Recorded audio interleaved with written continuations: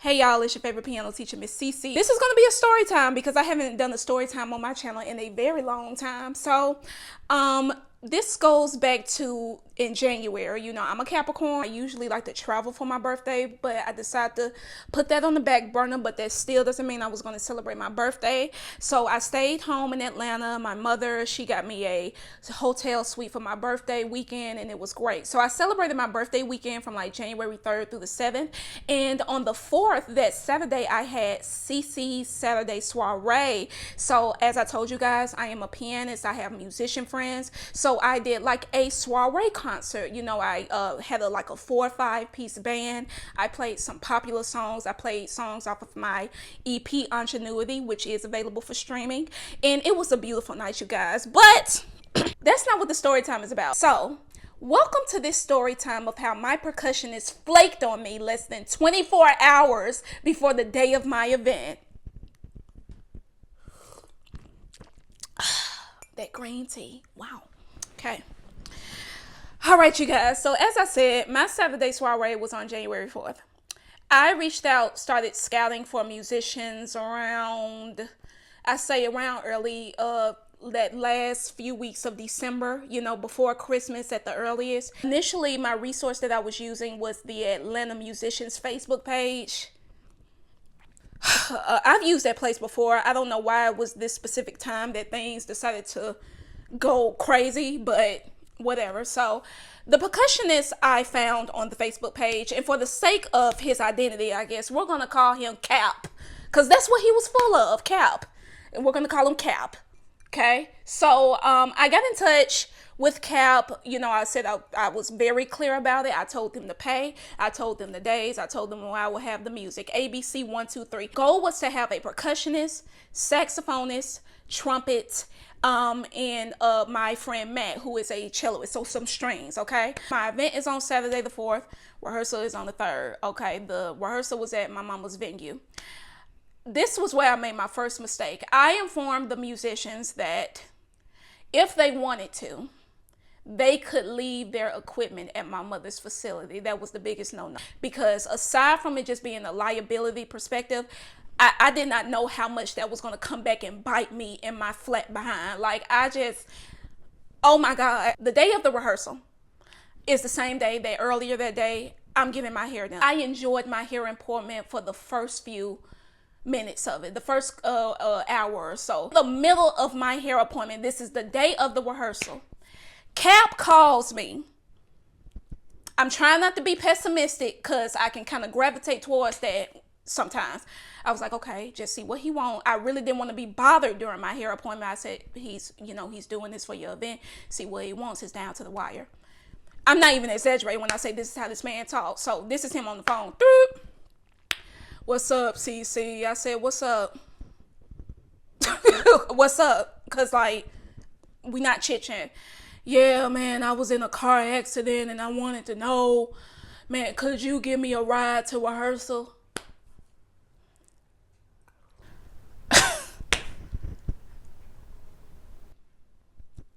You know when you can tell somebody is about to hit you with some BS, like, hey, what's up? They ain't not, what you mean, what's up?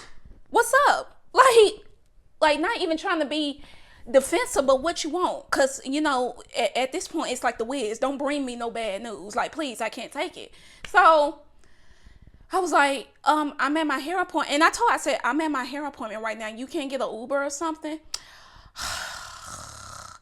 He literally did that. He was like, well, I don't really know if I got money for an Uber right now. And I was like, I said, Cap, I'm in the middle of my hair appointment. I'll call you afterwards. And it just soured my mood for the rest of my appointment. I was so mad. But like once the emotions kind of passed, once I left my hair appointment, I was like, look, girl, this is the only percussionist you can get. It's less than 24 hours before the event, y'all. I was like, at this point, I needed him more than he needed me. And so I was like, Okay, because it was like I had to get over and meet the other musicians and open up the facility and practice my music a little bit so that I will be able to direct everybody how I wanted them to play for the actual rehearsal. So this is taking time away from the things I already planned on doing, right? Okay, so call him back. I was like, okay, Cap, let me just kind of figure some things out. He dropped it in the group me that we had. Could anybody give him a ride? Nobody was responding. Later on, it was like because nobody really saw it until later. And so I called my mama to let her know what was happening. And so my sister went to go pick him up because he did not live that far from my mother. I don't even think he didn't even live 10 minutes away from her. And I felt bad because this is my little sister. So my little sister shouldn't be going to pick up some grown man because he had a car accident. And I'm going to do this. Do I know if a car accident happened or not? No, I don't. But the fact of the matter is, why can't you as a man find your own solution before you come asking me for help? You ain't got nobody that can pick you up. Nobody. You just destitute. Anyways, so my sister go pick him up, pick up all his stuff. He meets me over there at the facility. Please listen to this next part. I meet him over at the place. He bring all his percussion equipment and my little sister Kia Sportage. My sister about to help him. I said, drop all that. You got him over here. That's a grown man. He could bring in his own stuff. All of his equipment. If I still got the picture of it, I'll show you. He brought all this equipment over to the facility. He brings the equipment in. We chit chat just a little bit. I'm kind of getting the facility ready, turning on the lights, the heat, whatever, getting the piano ready, charging my iPad, getting ready for rehearsal, right? He comes in, sets his stuff out. He walks out. He walks back in again in this stupid voice. Hey, CC. I said, what's up? I'm clueless because he's here now. There's no way anything else can go wrong, right? Hey, CC, my baby mama in the hospital and I gotta go.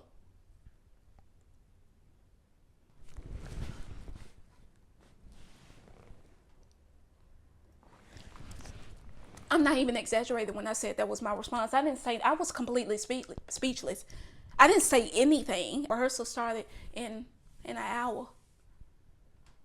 He said, yeah, and then he asked me, you said I can leave my equipment here, right? I still didn't open my mouth. I was in complete shock. It was the anger, confusion, and strategizing all at once that was consuming me. So I couldn't get no words out. I couldn't say anything. I guess so, bruh. I said, I guess so. I said, you got to come back for this stuff, though. He said, oh, all right. And he says, can I, is it going to be possible for me to just come in and rehearse the music tomorrow? I said, no, not really, because this is the one and only rehearsal, and tomorrow is going to be a red. Oh, okay. He walks back out. I ain't seen him till this day. This day on January 22nd, I have not seen him since January 3rd. Facility where my mama is, there's a barber shop above it. I go up there and I see the barber come out. I said, sir, because I went outside looking for him to let him know I changed my mind. This stuff got to go with you. I come back up. He said, oh yeah, he got in the car and left. I said, how he got in a car and left? So that means either you could have gotten an Uber or somebody could have picked you up that was not my 20-some-year-old little sister. He just left all his stuff. So I do what any successful, strategizing, ambitious, problem-solving woman did. I called my mama. Because this was my mama arena. I'm type A. My mama type B. I'm very much where we going, what we doing. Here's the plan. This is plan A. This is plan B. This is plan C if the other two don't work. My mama is very much go with the flow, and I am not. I told her she was just as speechless as me. She said, you just got to go on with the rehearsal because there's nothing that you could do about it in this very moment. So all the other instrumentalists start filing in. I tell them what happened because I was just filming. I had to get it out. You not about to come over here, drop off. This is not no storage facility. This is a banquet hall, okay? Anything that is being left in storage here is what is already supposed to be here. You not about to use this place as a storage facility, sir. I took all this stuff and set it right outside. His equipment is right here, okay? He leaves out, tells me before the rehearsal that he has to go check on his baby mama. So he walks out the door and never returns. Do not book. Calling me. Because he didn't pick up my call. Okay, you're not picking up my call. I'm not picking up yours. Because I said what I've had to say. You completely left. We don't have to talk about anything. Just know your stuff has to be out of here at 4 o'clock or it's going to stay outside overnight. So right towards at the end of rehearsal, as I'm getting ready to kind of close down the facility and everything, I see a Dayton, Ohio number pop up on my phone. And the Lord said, just pick it up. I said, hello? Very older man on the phone. Hi, I'm such and such. I'm Cap's father. Why am I talking to your daddy? His dad come like, yeah, he informed me that he had a situation with his baby mama and that he had to leave and that you called him and told him that his equipment is going to be sitting on the curb, and I think that's very unprofessional. I said it's very unprofessional, sir, for your son to have my little sister pick him up because he had a car accident, and then we get him all the way here. He comes in to set up. He walks back out. He comes back in and tells me that now his baby mama is in the hospital and now he has to leave, but wants to know if he can leave his stuff here and still come and get my money. I said, sir, that's unprofessional, don't you think? Well, yeah, I get that, but I would just appreciate I said, sir, I've already said what I've had to say. I've already said what I have to say. Either he comes to get his stuff or it will come back tomorrow. So I hang up the phone on him. I was upset and I called my mama again and I told her what happened. She said, okay, Cedrice, get the guy back on three-way. This was my mama's arena because I was kind of too hot-headed and too far gone. She wasn't necessarily right there, but she was just more so about being a problem solver. My problem solving had went out the wrong because I felt disrespected about how courteous my family had been to him, and for him to do that, that's lame. I didn't like it, and I just kind of completely shut down. So my mama kind of works it out, lets him know, okay, Cedric, just bring the stuff back in. It could sit in there, but he has to get it by X. So I said, Mama, this stuff got to be gone before my show. And I was texting the guy to see if he can get it today. He got an attitude every time I text, because we finally had one phone call back with each other. He was like, yeah. I said, are you going to be able to pick it up today? I'm trying to find the ride. What happened to the ride you had that allowed you to leave so quickly? What happened to that ride? The very next day, my nail appointment, the morning of, I couldn't enjoy none of my little maintenance appointments. I couldn't enjoy none of my little B-Day maintenance appointments. So his dad, now at this point, I'm having all communication with his father. I haven't talked to Jonathan.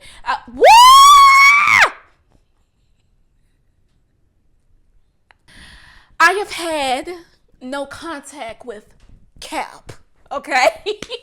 So it's just me talking to his dad, and eventually, after my emotions subside, I called him because ultimately, you guys, I had to take a step back because one thing that my mama made a point to explain to me is that regardless of how I felt about Cap as a person, Cap was somebody's child, and his father was just doing what any parent would have done. Because like I said, I'm not a parent. I don't know the intricacies or the complexities of being a parent, especially when you have a good for nothing child. Because regardless of how awful your child is, that is still your child. And his father was only acting in that capacity. So I did call him back, and it was very amicable. So I want to express my apologies for how short I was with you. I was just under pressure. And he said, I completely understand. I apologize for these mishaps that my son has put on you. And it was very amicable. And it really kind of pulled at my heartstrings, because I can imagine, because keep in mind, y'all, his daddy all the way in Dayton, Ohio. You are 31. Why are you that age and your daddy still cleaning up your messes like that? Because you see, I call my mama every step of the way, and I'm going to continue to call June. I'm going to continue to call June. But it's just certain things, certain behaviors that shouldn't be happening that I don't want to subject my mama and them to. Cap's daddy ended up having a friend that he also has down here come and pick up his stuff. It was absolutely crazy. My heart goes out to Cap's dad. Cap can kick rocks in either tree, but my heart goes out to Cap's dad because he was the grown man in this whole situation. Y'all, to this day, I have not seen Cap. But you guys, my show went on beautifully as planned. Beautifully. And that will be The next content y'all see, CC Saturday Soiree. I was surrounded by those that loved me, even those that weren't able to be in attendance. They still paid for a ticket. That's how I know I am loved, I am cherished, and I am chosen. And I am just so thankful for my musicians. Demonte, man, I forgot your name. I think it's Brandon, but I call you White Chocolate when you ain't looking. But I'm thankful for the musician. Oh, my last minute percussionist Isaiah. I called him the night of. Shout out to Demonte because he got me in touch with him. So I did have my percussionist, my best friend Cal. I'm gonna insert the picture to show y'all how fly we look. If I had not told this story, you wouldn't have known all this happened. But I hope that this is a lesson for you all to understand that with any type of creative endeavor, something that you are trying to take from an idea, from a thought to paper to life, understand that because you are that ambitious, the devil is about to be after you. He's going to clear the calendar for you because that was all that happened. But my 29th birthday was beautiful.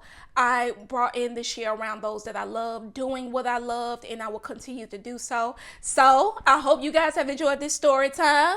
If life ever tries to give me any more mishaps, which I'm sure of, because I ain't special from life's messes, I'll be sure to share them. But this has been a story time with the Piano Boss or Miss Cece, whatever. But until the next time we see each other, y'all be kind, take care of yourself, take care of others, and go practice. Bye.